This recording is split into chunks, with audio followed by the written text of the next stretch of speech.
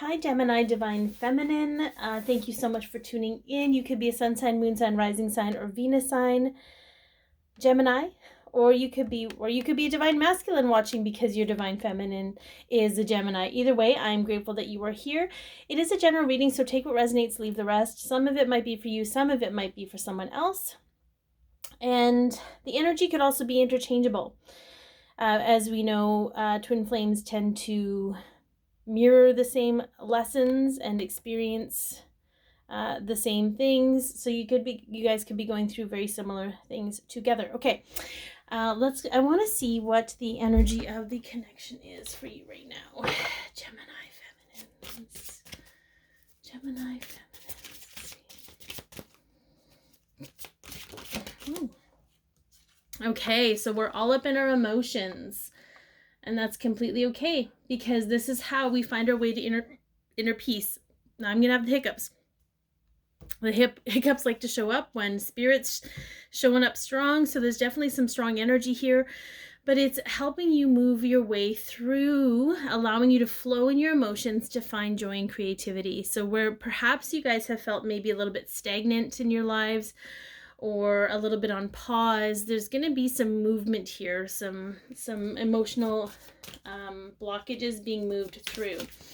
All right, let's see where you are in your overall energy, Divine Feminine. Ooh, look at that. Limitless. This is what you're breaking through to. All right, you are empowered.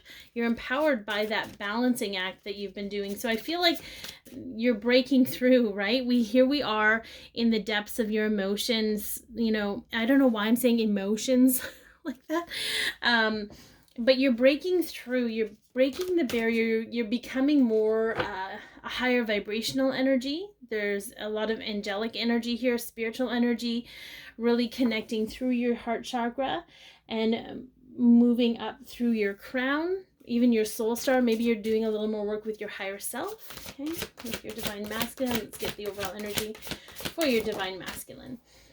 Okay, so they're on to a new chapter. All right, peace and effort to create peace for themselves is bringing them closer to love. We've got a 24 there. So you're both definitely in a movement phase, which is really good. I think you're definitely moving through, and you're probably feeling each other's emotions. Okay. All right, I want to dig more into what's going on with you, Divine Feminine, and then we'll get to your Divine Masculine. Okay. Knight of Cups. Yeah, this card to me is realigning with the energy of love and what love really means. Beyond what we experience with other people. Could be an emotional offer of love, feeling able to receive an emotional offer of love where maybe you may have blocked it due to fear, fear that it could hurt you. Right, look at that boat. So receiving what you need. There's a lot of progress here. You've been providing what you need to yourself. The golden mirror, very interesting. And then keys on a ring, many options, decisions, unconventional. Your path is definitely unconventional, but with this golden mirror, I feel like perhaps in the past, you've been, how do I put this? You've been like a narcissist magnet. So I feel like you've probably had a lot of experiences with narcissistic behavior where someone will love bomb you, but they're self-absorbed and they're love bombing you to win you over, to get you to do what they want you to do. And your twin, your Divine Masculine, may have exhibited some of those behaviors to help you realize that you're still hanging on to old stuff, right? So the stuff we hang on to will repeat as a pattern in our life. So you may have been experiencing repeated patterns with a narcissist type energy where you kind of became second to that person in the relationship, being strung along. Okay, so again, if your Divine Masculine ghosted you or you felt strung you along, it's bringing that stuff up in you. It's not about focusing on what your Divine Masculine did. It's about what it made you feel and what it reminds you of. And I'm not condoning anything that hurts you. I'm not doing that. I'm just saying when you shift your focus to yourself, and you could be doing this, okay? It could be coming up for confirmation, but It's to shift back to you doing this, and you shifting back to yourself to do this, to create your own happiness and love within you, so that you don't keep repeating the pattern with these other people. And it's not to say you've had multiple partners. There's just seems to be some kind of pattern here with that Spirit wants you to be aware of. Very interesting. Okay, let's get a look at your divine masculine's energy. There was something else that was coming through and I kind of talked over it, so if it comes up again,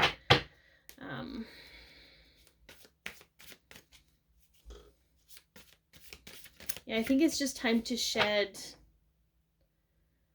It's time to move on and allow those things to come to closure and cry about them and release the energy with them, and create a new chapter for yourself. Okay, so let's get a divine masculine energy here. Okay, so we have the Four of Wands, but we have it in reverse. Okay, so this is, they could have Aries energy. They could be sun sign, moon sign, rising sign, or Venus sign Aries. With it in reverse, there was this fear of commitment. So I think it's interesting that when I talked about you possibly being unable to truly receive the love from your divine counterpart, they haven't been able to truly receive love either. There's been some kind of resistance to commitment, to committing to love in any kind of way. And it's funny because the Four of Wands also represents the twin flame connection, so they could have denied that because of its intensity. They didn't know what to do with it. And also, if you're not really in alignment with love, you end up rejecting the vibration of it because it feels so high.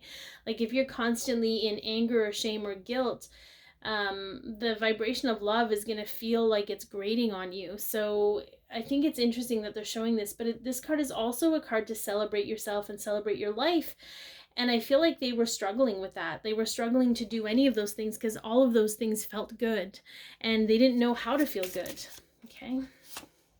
Love call. Okay. Someone expressing love. Yeah. And not being able to receive that call, not being able to pick up that call and enjoy and receive the love. Okay. But they're thinking about you. Okay. Look at that. Endings bring new beginnings, growth, change, liberation, transition. They're moving out of that. So I feel like they've done some healing work around the low vibrational energy they've stayed in. Okay.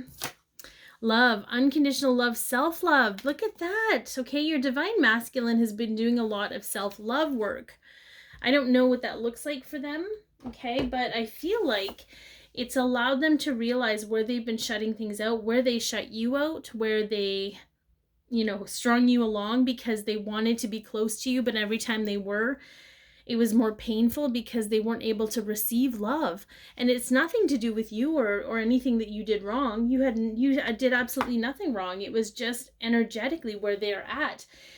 They could still be a little bit in this energy, but Spirit is saying that they're working on creating this new chapter for themselves and leaving that aspect behind. And their conscious self might not even be aware of that, but their higher self and their, this in Spirit is saying this is shifting for them. Things are going to happen where they're going to realize.